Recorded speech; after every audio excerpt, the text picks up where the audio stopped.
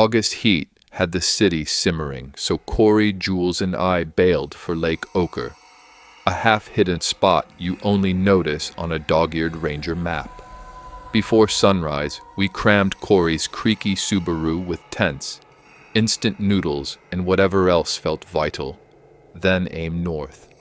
Service bars dropped off one by one until the only sound was gravel popping under the tires and pines brushing the windows. A deer wandered across the track, stared like we'd interrupted its errands, then slipped back into the ferns. With our phones mute, the car filled with real talk, little confessions that felt lighter under all that sky. By mid-afternoon, the lake slid into view, glassy green at the edges and almost black where it deepened. We pitched our tents on a mossy rise, burned burgers on a small fire, and watched sunlight smear gold across the water. Night crept in fast.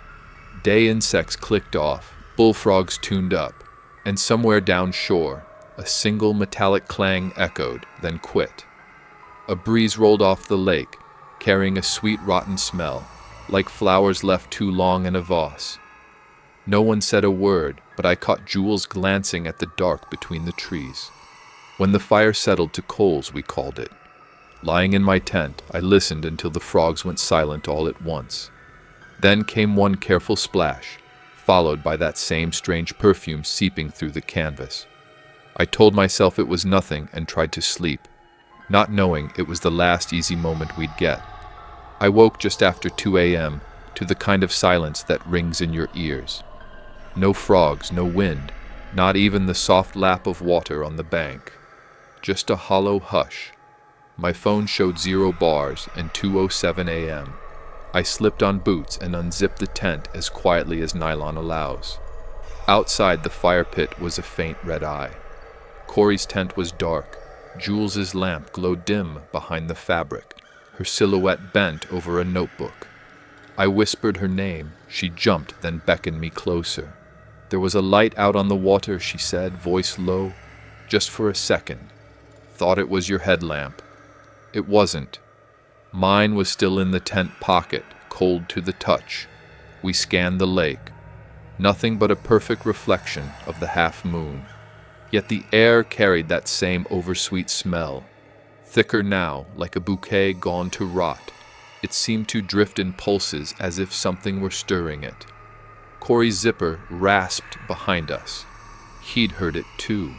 A tiny splash followed by the faint clank of metal. The same noise we'd shrugged off earlier. We trained 3 beams across the water, catching reeds, mist, and the smooth back of a half-submerged log. Then the sounds returned, but rearranged. A distant footstep on wet wood, the creak of old rope under tension, and finally a low breath of wind that set the treetops shivering. Our lights found nothing, yet the ground felt vibratory beneath my boots, as though the lake itself were humming. Corey muttered that we'd spooked ourselves. Maybe. Still, none of us went back to sleep. We sat around the rekindled fire until dawn, pretending to argue about coffee ratios, while keeping one eye on the glass-flat water. When the sun finally cracked the horizon, the frogs resumed their chorus like someone had flipped the day switch. And for a heartbeat, it all seemed normal again until Jules noticed muddy footprints on the dock boards. Too large for any of ours, and pointed toward the water, not away. Morning arrived looking innocent. Thin mist curling off the lake, sunlight diffused in pale gold, but the muddy footprints on the dock hadn't vanished overnight. If anything, the outline seemed sharper, like whatever made them had stepped there a second time. Corey started boiling water for instant coffee, trying hard to pretend he wasn't staring at the dock every few seconds. Jules thumbed through her field sketchbook, claiming she wanted to capture the light. I just needed to clear my head, so I wandered down to the shoreline with my mug half full. Closer up, the prints were worse than they looked from camp. Wide, barefoot, with silt pushed deep at the heel, as if someone had climbed out of the water heavy with fatigue. They pointed inland for 2 paces, hesitated, then turned abruptly and disappeared over the edge. I followed their line to the reeds and crouched. A faint swirl disturbed the mirror surface, like something had recently slipped back under. The scent from last night, sickly sweet, hung low over the water. On impulse, I knelt on the dock boards and peered into the shallows. At first, I saw only wavering weeds and my own distorted reflection. Then deeper, a pale shape drifted into focus. A hand swollen and marble white. Fingers splayed as though reaching toward the light. A few strands of dark hair floated up, followed by the blur of a face clouded in sediment. My body froze, but my mind sprinted. I scrambled backward, wood slats rasping under my boots, sending ripples racing toward the far shore. Coffee sloshed, forgotten. A dull roar filled my ears. My heart beat so loud it drowned the frogs. Corey! Jules! My voice cracked, echoing off the water. They were already running, alarm clear on their faces. I pointed but couldn't form words. Neither needed them. The look in my eyes was enough. Corey knelt beside me and saw the hand. Jules covered her mouth, shaking. The morning, moments ago, so peaceful, now felt staged, like the lake had been waiting for an audience before revealing its secret. I don't remember how long we stared. Eventually, Jules whispered, "We need to call someone." But our phones were still dead. The single bar that sometimes flickered near the ridge felt impossibly far. Corey suggested paddling to the opposite shore, where he thought an old ranger station might still stand. I just wanted distance, physical, mental, any kind.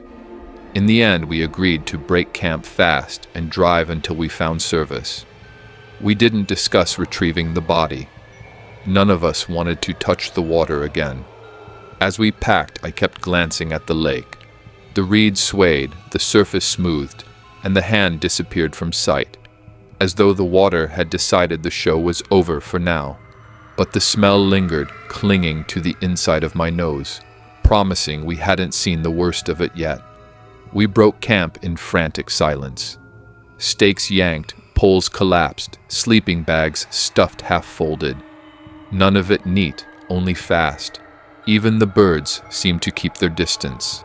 Their morning chatter felt muted, as if the whole shoreline understood we shouldn't linger. Corey shouldered the cooler. Jules grabbed her sketchbook, and I hauled the last of our gear to the Subaru. The metallic clang sounded again, closer this time, followed by a slow ripple that spread from the dock toward open water. I refused to look. The car started on the first turn, a small mercy. Gravel spat under the tires as we reversed onto the logging road. Through the side mirror, I caught a final glimpse of the lake. Flat, dull, and innocent, as though nothing lay beneath. Then a single bubble surfaced and popped, sending out rings that faded too quickly. We drove without speaking, but the forest had plenty to say. Branches scraped the doors like fingernails against tin, and the breeze carried that same sick, sweet scent, now fused with exhaust and fear. 20 minutes in, a shape appeared ahead. A fallen pine blocking the track. Corey swore and braked hard. We stepped out to assess. The trunk was thick, fresh sap glistening as if the tree had toppled only moments earlier. No chainsaw marks, no storm damage, just snapped roots pointing at the sky. Jules' voice trembled. We didn't hear it fall. Options were few. The ridge trail to the potential ranger station branched off 100 meters back. Abandoning the vehicle felt reckless, but staying felt worse. We grabbed day packs, left everything else, and headed up the narrow path under a roof of tangled branches. Every so often the wind shifted, and that floral rot drifted past, stronger the higher we climbed. It made my eyes water and Jules gag behind her sleeve. Corey kept glancing downslope as though expecting the lake itself to crawl after us. An hour later, we reached a clearing just below the ridge. From there, Lake Ochre was a tarnished coin in the basin, strangely calm. I thought I saw movement near the dock, something pale dragging through the reeds, but distance and heat shimmer made it hard to trust my eyes. We pressed on toward the crest, the air thinning and the forest opening to brighter light. None of us spoke it aloud, but we all knew the truth. Whatever had surfaced from that water was no longer content to stay there, and every meter we put between us and the shoreline felt like borrowed time. The ridge trail spat us onto an old fire road just after noon. My calves burned. Jules' sketchbook strap had left a red groove across her shoulder, and Corey's silence felt heavier than our packs. But ahead, like a mirage, stood the ranger station. A squat timber building, windows boarded yet still upright. A weather-beaten radio tower leaned beside it, cables humming in the wind. We hurried to the door, locked. Corey circled back and kicked it near the hinge. The wood splintered with a dull crack, and we spilled into a room thick with dust and disuse. Bunk frames rusted along one wall, a filing cabinet sagged open, and in the corner sat a solar-powered emergency console, blinking a single green LED, as if it had been waiting for years. Jules jabbed the call button. Static burst, then a clipped voice replied, "Ranger Base 21, state your emergency." Words tumbled out of us. Dead body in the lake, blocked road, possible threat. The dispatcher's tone shifted from bored to brisk. Coordinates were confirmed. We were told to remain inside until a response team arrived. Estimated time, 45 minutes. Outside, the forest exhaled that sick, sweet perfume drifting through the cracked boards. I wedged a filing cabinet against the door and tried not to picture lilies wilting in stagnant water. Minutes crawled. The radio hissed intermittently, each burst making us flinch. 22 minutes in, something heavy brushed the outer wall. Wood creaked, nails popped. Corey gripped a fire axe he'd found, knuckles white. Another scrape lower this time, followed by a wet, dragging sound along the planks. Jules whispered, "It knows we're here." Then silence long enough to hear my pulse in my teeth. A distant engine finally cut through the stillness, growing louder until tires crunched outside. Red and blue lights spilled through the gaps as a ranger truck pulled up. A voice shouted our names. We yanked the door open. 2 officers ushered us out, eyes scanning the tree-line. While they radioed for medical and forensic units, I turned against every instinct and looked back toward Lake Ochre. Through a sliver between pines, I saw the water flat as steel, reflecting nothing. No ripples, no reeds swaying, just an unbroken sheet, as if the lake had slipped on a mask. The officers never let us return to camp for our gear. Statements were taken at the district station. Search divers were dispatched. Later reports said shifting silt and poor visibility hampered recovery. No body was officially found. No explanation for the footprints. The perfume, the fallen tree. In the weeks that followed, Corey sold the Subaru. Jules boxed her sketchbooks, and I developed an aversion to still water so strong I can't stand puddles after rain. Every so often, I smell that sweet rot in random places, grocery aisles, parking garages, and my heart stutters until I realize it's just bruised flowers or spilled perfume. I've moved twice since then, farther from lakes each time. At night, I switch on every light and remind myself I'm never ever going back. The story I'm sitting down to tell is a true one experienced by a faithful friend of mine, Sam, and I. I'm often reluctant to tell this story at length to most people, as the subject matter is unexplainable and rather strange. I don't want to be viewed as the superstitious nut, but having guided all across the country and having extensive experience in many environments around the United States, I feel I have the authority to tell this story. Essentially, what I'm saying is, I've been around in the deep, dark hollows all across North America and never experienced something so strange as I did that night. I don't fancify my experiences in the woods, nor do I hopefully imagine there's something more to a twig breaking. As anyone who has spent a good deal of time in the woods knows, there's no reason to. Eventually, you'll experience something daring or fantastic. I am a hunter first and foremost, and to a hunter, there's always an explanation, a reason to the wilderness and her inhabitants. It's how we identify patterns and exploit an animal's rhythm to make a successful hunt. As a hunter, you're a sort of woodsman detective, piecing together clues to set yourself up for success. Let's just say this tale is a cold case. Let's get into it. It was early summer and I was itching to go camping. I had recently received a new tent and was eager to use it. I called up my good buddy Sam and we planned out our camping adventure. We considered going up to the Grayson Highlands or even south into North Carolina. After debating it, we decided it would be more fun to camp somewhere we wouldn't run into any other people, deep in the woods, far from anyone else, where we could bushcraft, hoot, and holler, and bring a gun without fear of scaring the yuppies camping next to us. While we both lived in the woods, I definitely had access to the most remote stretch of woods between us. So we loaded up our stuff and began hiking deep into the valley below my childhood home. The hike was almost completely straight down a steep hillside, deep into a hollow that held a small patch of flat land, a floodplain area and creek. The small creek that ran gave the area a beautiful ambiance. Early signs of summer were visible all around, and the weather was great. We hiked until we felt the need to start gathering firewood before nightfall. Behind us was a steep hillside that rose into the west for miles. In front of us was the creek, and to the left, the start of another ridge and hillside that rose high into the east and north. To our right, the valley we were in continued to go down, cutting a deep valley.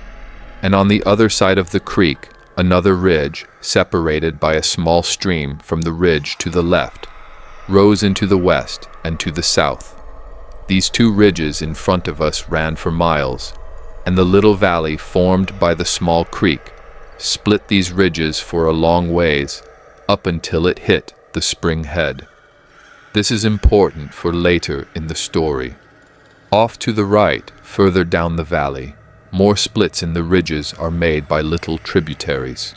We started building camp by clearing the brush and leaves away and constructing a small fire pit.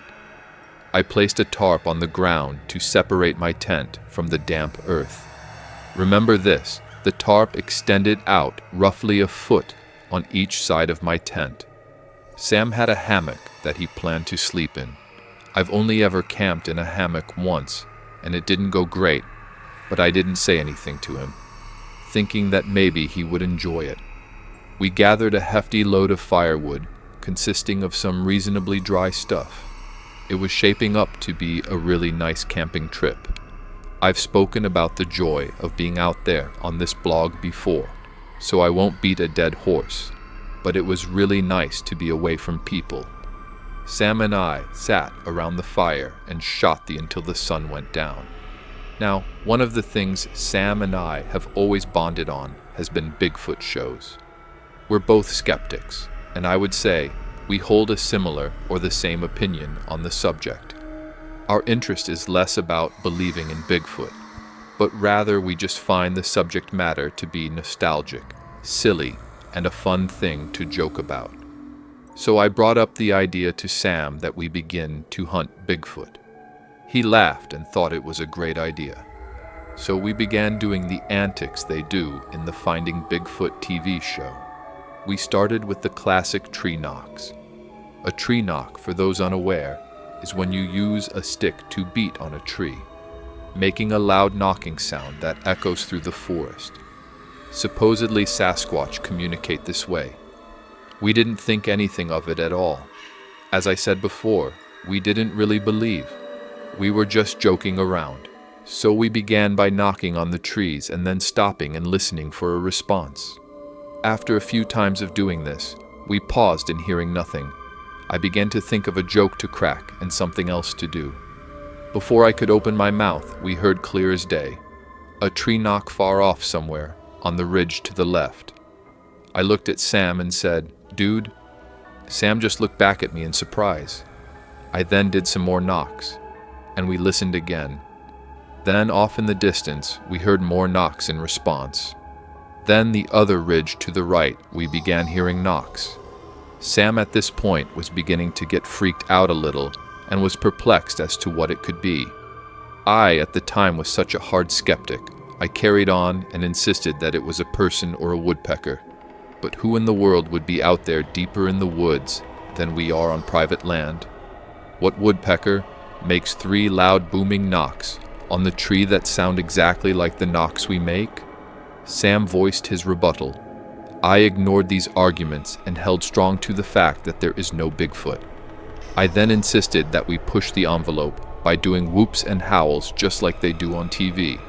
Sam was not very enthused by this idea, being the humbler and smarter one of us that night, knowing sometimes there's certain things you don't mess with. But at that time, I was full of piss and vinegar and stubborn as a mule about the fact that Bigfoot is not real. I also had brought a gun with me and was certain I could fight off anything we would need to fight off. So we started howling into the woods. It was dark that night. Being a new moon and beyond the firelight, you couldn't see a damn thing. We would howl and wait, listening for a reply. After a few howls, the excitement of what was that started to fade, and my logical, rational, science-based theory of the woodpecker began to appear true. Then out of the dark distance came one of the strangest sounds I've ever heard. A howl. Not a canine howl, not an owl's hoot, but an ape howl. Sam's eyes were as big as backhoe tires, and even I was finding it hard to reason that one. Despite this, I continued my ignorant stubbornness and threw out another howl. Off to the left ridge, it replied to us again, the clearest ape whoop I've ever heard, as if it were recorded by researchers in the Congo. I looked at Sam, myself, feeling more curious and excited than anything else. I reiterated. Then something truly unexplainable and spooky happened. More whoops and howls began on the ridge to the right and further down the valley. And they weren't random. They had etiquette, as if they were chatting back and forth with each other. The one to the left would howl, the one to the right would whoop and howl. The first would respond, and then the one way down the valley would chime in. Sam was really freaked out now and began considering if we should leave. I, being a stubborn idiot, claimed it was owls. Owls? We were both raised in these hollers. I've heard owls. You're going to tell me that was an owl. Have you ever in your life heard an owl that sounded like an ape? Sam argued against my claim. Well, no, but there's no way Bigfoot is real. It has to be a bunch of owls speaking to each other. There's nothing else it could be, I replied, half laughing in astonishment and disbelief of what was unfolding that night.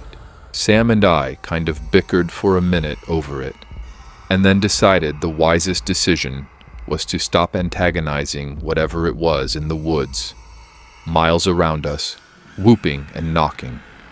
It wasn't too long after that we decided to go to bed. I crawled into my tent and Sam into his hammock. We left the fire going, and every time the fire died down, the woods came to life. Whether it was paranoia or paranormal, something was stirring. All around camp, we could hear what sounded like things being thrown in footsteps. From time to time, we would hear another knock or another howl coming from a new position. Sam would leap out of his hammock and chuck loads of wood onto the fire and make it as big as possible.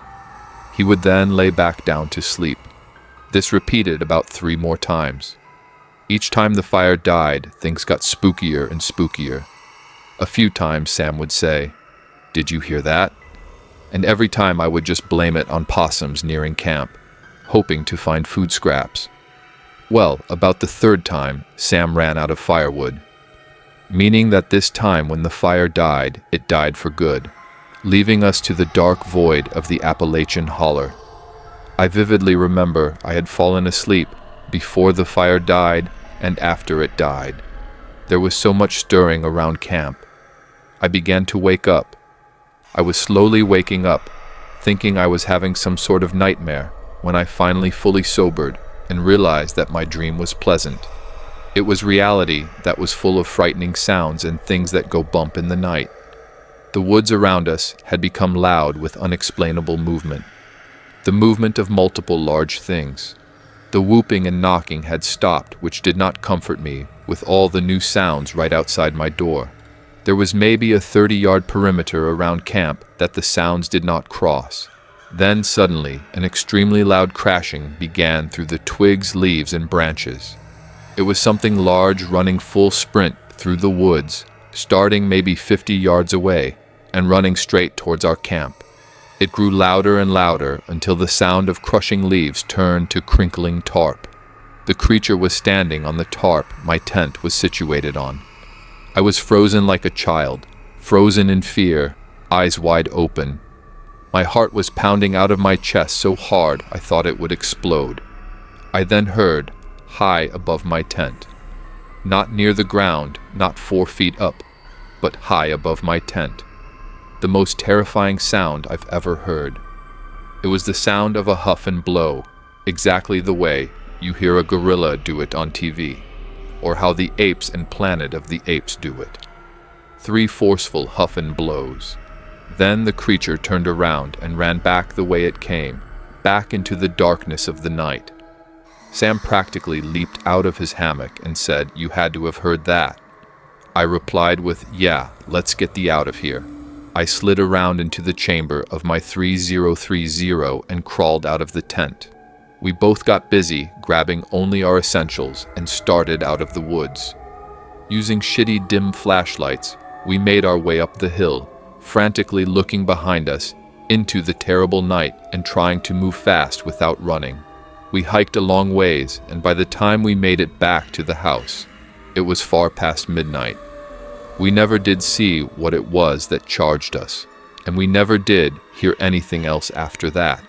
But whatever it was, scared us enough to make us hike out in the dead of night and leave all of our gear there. We returned the next morning in full daylight to gather our things. Looking back, I wish we had surveyed the area for tracks or some clue as to what it was. But at the time, we did not want to be down there for any longer than we had to. Having been some years since this happened, I would go down there in a heartbeat and not think a thing of it. When I come home, I usually feel a sense of ease in the woods. It feels like a weight is lifted off of your shoulders, knowing there are no cougars or grizzly bears to worry about. For my Western outdoorsy folk familiar with cougar country, reading this and thinking I don't feel a weight in the woods. My reply would be the question, have you noticed you've been stalked before? Cougars are some of the sneakiest creatures in the animal kingdom, and just because you've never noticed it doesn't mean it hasn't happened. I myself have been stalked. I've written about it here previously. It's a feeling that will stick with you, and definitely put you on edge in cougar country for a long time after. I have a colleague who guides Western big game in New Mexico who told me a story once that during a hunt, he had a fellow guide spotting for him, and that guide watched a cougar stalk my friend through a grove of trees before giving up. My friend never had the slightest idea he was being stalked. I believe for an avid outdoorsman in cougar country, it is inevitable.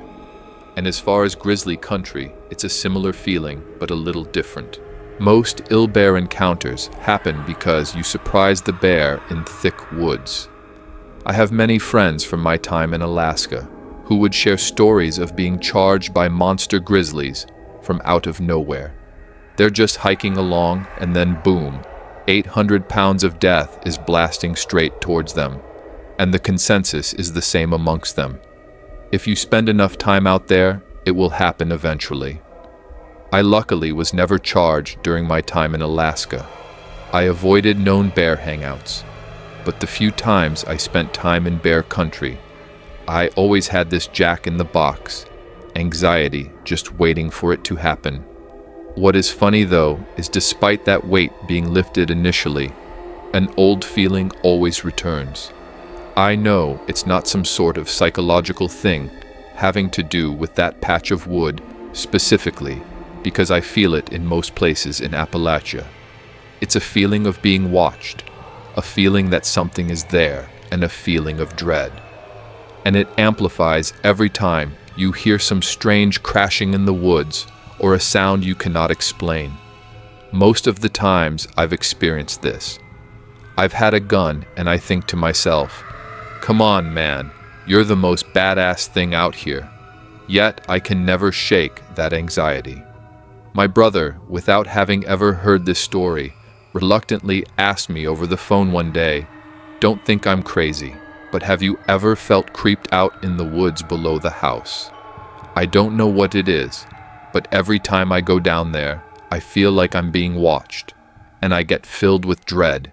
Hearing him say that sent shivers down my back simply because I always dismissed this feeling. I've swept this story under the rug for years, telling myself it was just a bear, etc. To hear my brother, who is a Marine, tell me that certified to me that I was not simply being I've only ever felt this in two regions of the country, Appalachia and the redwood forests of Northern California.